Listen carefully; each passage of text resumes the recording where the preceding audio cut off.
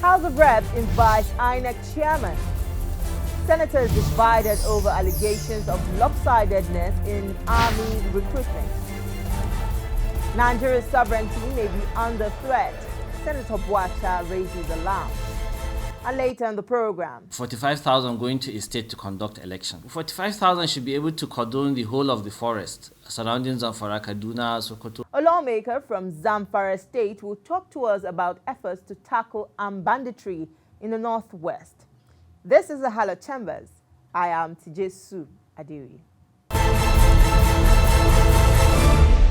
Chairman of the Independent National Electoral Commission, Professor Yakubu Mahmood, will answer questions about the cost of conducting direct political parties' primary elections.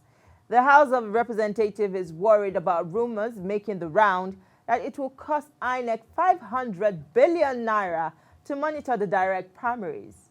Under Order 8-4, and I want to create the indulgence of the House to allow me to add the second leg, that's to suspend all our rules to enable me move this motion on the urgent need to invite the INEC chairman to brief the House on the actual cost of direct primary, so that all the insinuations that are going around can be clear to the whole nation. To brief the House or the committee? To brief the committee on INEC and that of appropriation, because now that we are considering the appropriation that is still within the National Assembly for possible consideration for whatever is going to cost for this direct primary. Two senators walked out of the Committee on Armies meeting with top military hierarchy when they were prevented from questioning what they called lopsided recruitment in the Nigerian Army. The acting chairman of the Senate Committee on Army, Abba Moro, prevented his colleagues from querying a senior army officer that appeared before the committee. This infuriated the senators and they staged a walkout. We have the agenda of the meeting. So I can't rule you out of order. And I ruled him out of order because he was asking the commander training and doctrine a question on recruitment. And the man is only giving people to train. He doesn't recruit. And I'm on good record that the committee had previously talked to the Chief of Army Staff on the recruitment policy of the Army and the fact that members of the Senate Committee have not been carried along because their candidates have not been taken. And the man explained, said, one, there are processes. There are processes, starting from physical to medical to whatever. And that if we gave them candidates that didn't meet those requirements, they will have no choice but not to pick other people that are better qualified. So I raised an issue. I said, the senator who spoke on the suddenness of this recruitment process is right.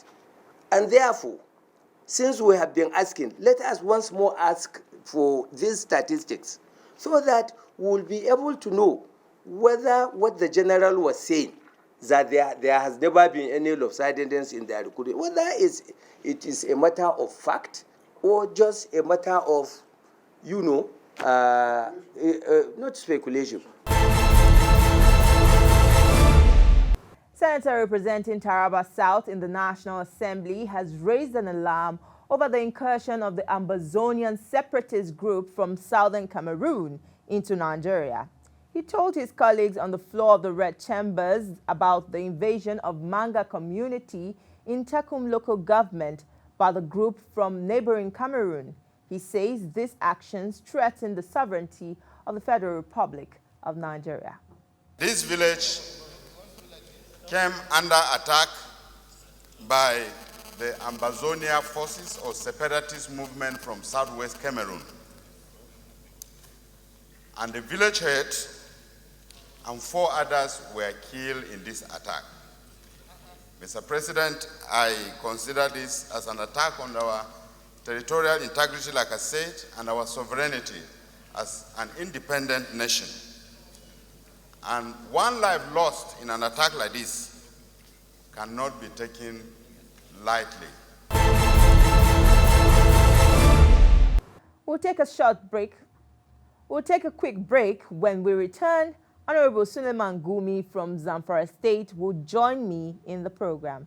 Stay with us. We'll be right back. My guest today represents Gumi Bukum Federal Constituency of Zamfara State. You're welcome to the program. Thank you very much. Thank you for having me. You have been in the 9th House for almost 3 years. What for you has been the experience as a lawmaker? We thank God to have seen us come through our first 3 years. And we are now approaching the end of the term. So far, so good. You know, what I learned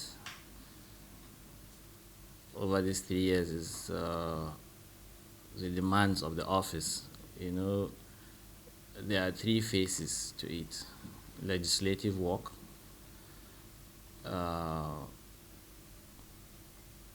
constituency demands on you, and family and friends. You know, so getting to balance the 3 is one of the most challenging aspect of this work. So we thank God. I've been able to see that every aspect of these 3 categories have been touched. Their lives have been touched one way or the other. And I think so far so good.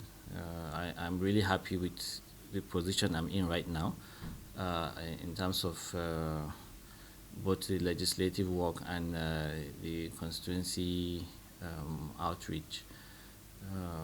I think I would not ask for more, and I'm grateful to God that He has given me the opportunity to serve my people.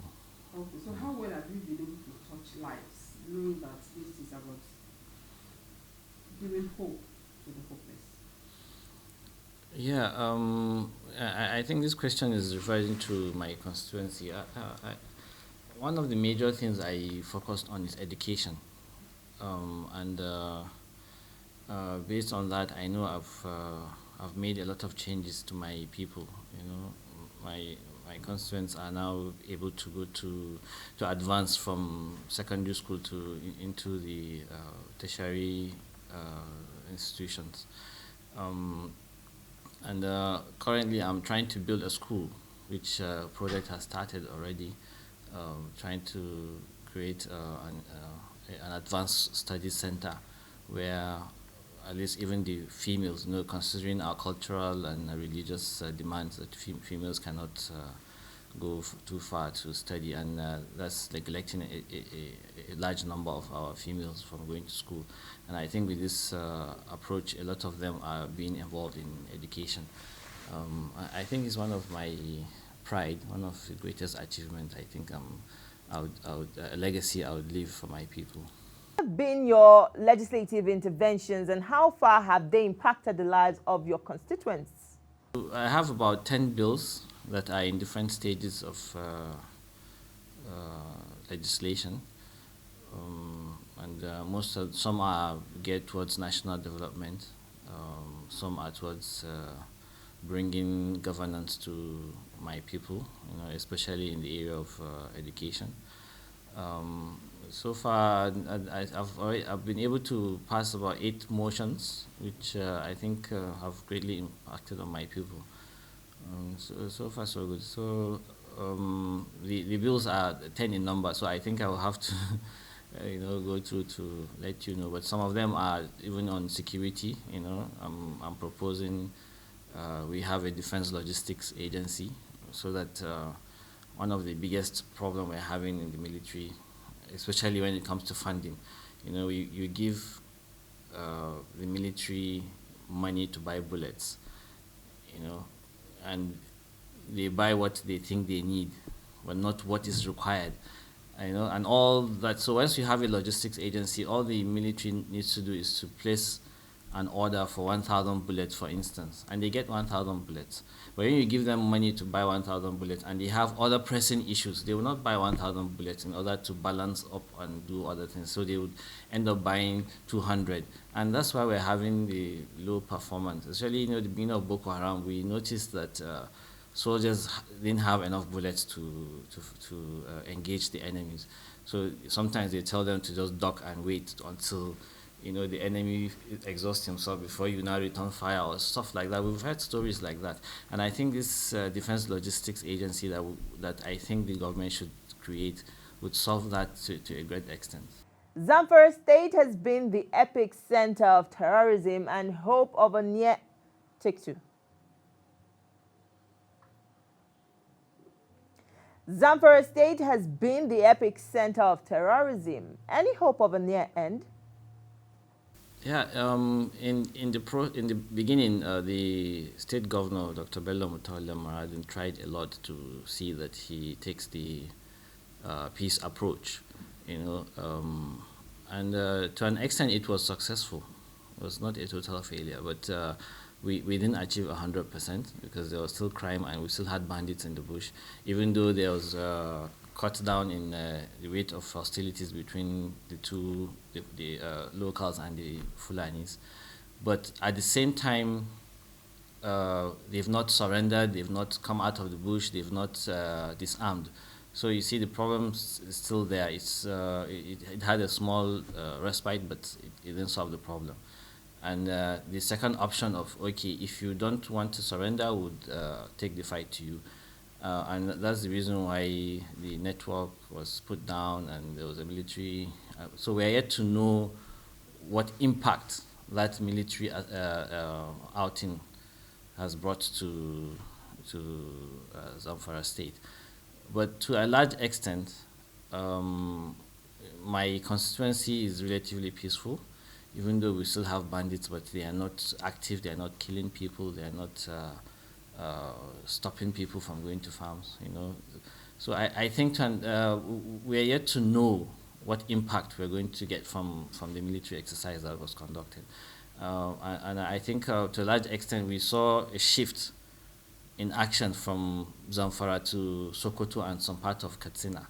That means the military action pushed them out of Zamfara into the neighboring states. So there's still work to be done, I think. I think, I don't know if it's a strategy or by the military, but what I would have expected is a holistic approach, taking the action from all angles. All states should have been involved, not one state acting and the other state waiting for the bandits to move into their own territory before. So there was not a well-coordinated, holistic approach towards the fight against the banditry. But I think whatever it is, we'll learn from it and hope to improve in the next phase of action we're supposed to take. And yourself have been an advocate of negotiations and amnesty for terrorists and bandits. Do you still share that thought? Yeah, you see, amnesty in not the type of amnesty given to Niger Deltans. Amnesty remains the best option to solving this problem. Negotiations, when you start with negotiations, then you get to amnesty, But peaceful resolution remains the best option, not military action. I'm still for it. And part of the process of peaceful resolution is amnesty. When you tell people to surrender and they agree to surrender, what next? You give them amnesty in order for them to be able to come out of the forest and surrender their weapons, without the fear of being prosecuted when they surrender. So we don't have a choice. If we are to have them surrender without an amnesty, I don't think they would be comfortable to come out and back into the society. And once they're in the forest, there's no way they will lay their arms, and they have to eat. The Katsina State governor, who also was one of those who actually began negotiations with bandits, has changed his position. Should we really be talking about amnesty for those who take laws into their hands? It's never good or it doesn't yield results when you negotiate on the part of weakness. There has to be a show of force. Let the bandits know what they stand to lose. So the second move of taking the amnesty off the table and giving them a military action, like the president said, speaking in the language they understand.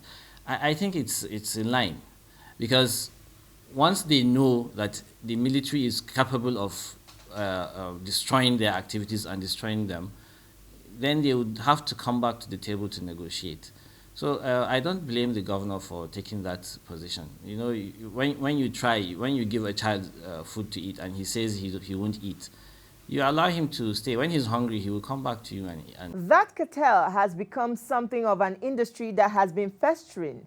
How many of these people are truly ready to lay down their arms? You see, if you look at the scenario, we have the bandits, the bad ones that are there for economic gains, and we have the Fulanis that are in need to survive because they're profiling on the ethnic group. So if you give amnesty, I am telling you, a chunk of them will drop their arms and come back to mainstream society. And that's what amnesty is supposed to do. If you are there to survive for reason of persecution or for whatever, you should be given a window to surrender. That window closed at a point in time. Now the military action is telling them, look, for you not to accept peace treaty, this is what is waiting for you. A military confrontation. And if they understand that, then they should be able to come back to the negotiating table and say, okay, yes, we are ready to accept. This speaks to whether or not our military are living up to expectations. The terrorists should have been routed a long while ago. I don't know if it's a matter of strategy, but what we see during elections, you hear a force of 45,000 personnel, whether from police, military police, and mobile police and the army, 45,000 going to a state to conduct election. And if you're having a military engagement of that size, 45,000 should be able to cordon the whole of the forest surrounding Zamfara, Kaduna, Sokoto, and Katsina. And you can have an all-out war that can be ended within a short time. But when you say you take 12,000 force, 10,000, 5,000, there won't be any much impact. And even I saw a video of some bandits saying that they hardly see military to coming to confront them. So they are just hovering around the major roads, showing as if they are doing some work. We have the Tucano. What is it doing? Let's also use it in the forest. You see, criminals should be dealt with, but a window for peace treaty should still be left open.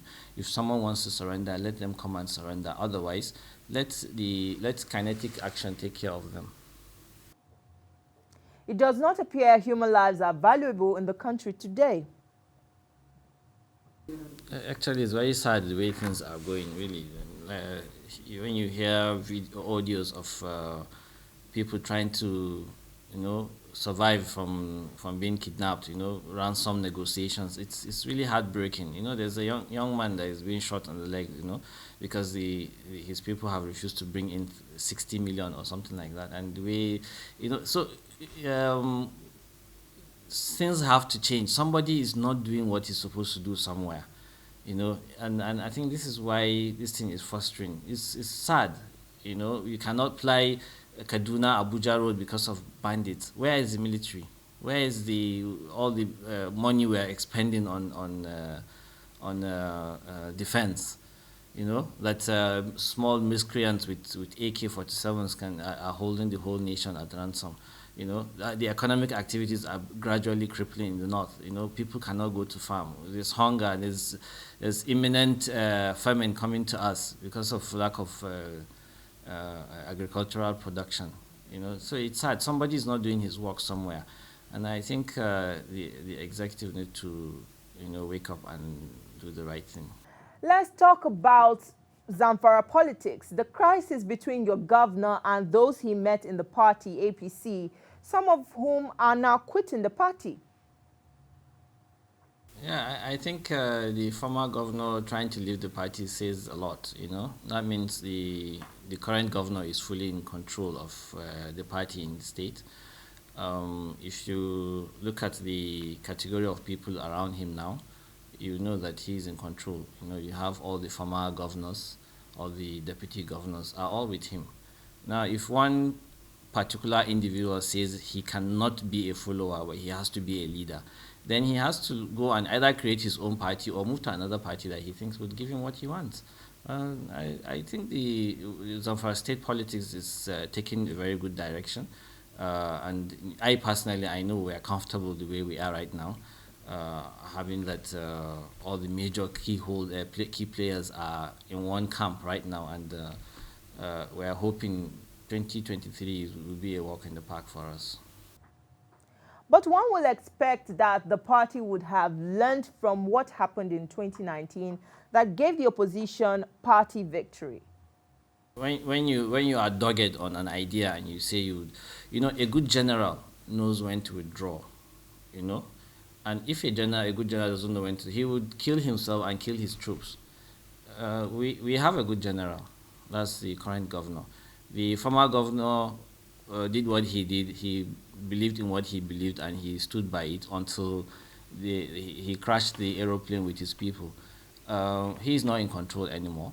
From all indication, there are just 3 people right now. I think he, the former senator, and one gubernatorial aspirant. And I believe the way things are going, they will either leave to another party, which I don't think is going to cause any dent to the All Progressive Congress in Zamfara State, or they stay and do the needful. You know, there's a change of leader, there's a change of command. Everyone needs to respect that. When he was in charge, everybody followed him. Now it's not his turn, somebody's turn. Why is he still dogged and saying he won't follow? So I think I don't think we have any problem. You know, his followers are APC members, and I don't think because he's moving to PDP, they will just follow him to PDP. You know, they will stay in APC and will be one big family. You seem comfortable that the governor came to APC and those he met in the party are leaving the party for him. No, not members of, I'm telling you, just few people are just former leadership and his few followers. But majority of people are in one location, you know, former governors and former members and former House of Reps members. So many of former politicians in the state are in the camp of the governor. And the former governor wants to leave or he wants to stay and do the needful. It's his choice. But I don't think it's going to cause any dent to the party. You know, when there's a power tussle, someone would have to give in. You know, and if his way of giving in is not to, you know, follow the leader, who is the current governor, then he can leave to another party. It's free. I don't think there's any problem to that. Subsidy removal on petrol, is this what the government should be talking about at this time that Nigerians are groaning hardship everywhere? Well, you know, things are beginning to, you know, take shape from the COVID-19 issue. And now a new variant is out and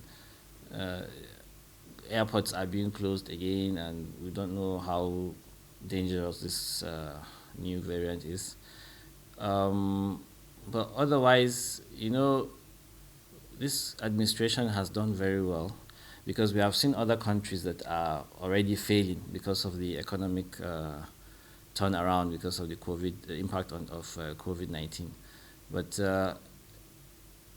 irrespective of where funds come, the past 2 years budgets have been funded 100%, which is good.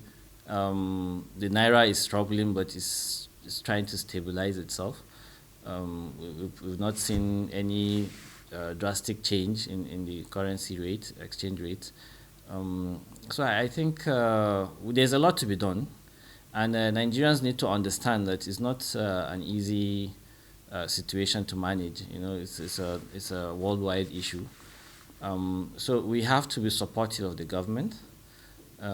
If removing subsidy would help the Naira stabilize and improve our economy, then I think it should be done, but it should be done with a human face, you know, not outright removal, maybe in phases, in chunks.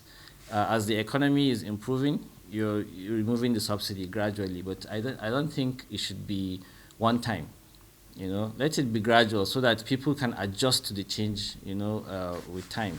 That's all we have for you on the program this week. Do join us again next week as we continue to report the activities of lawmakers and the legislature, and also how they affect you.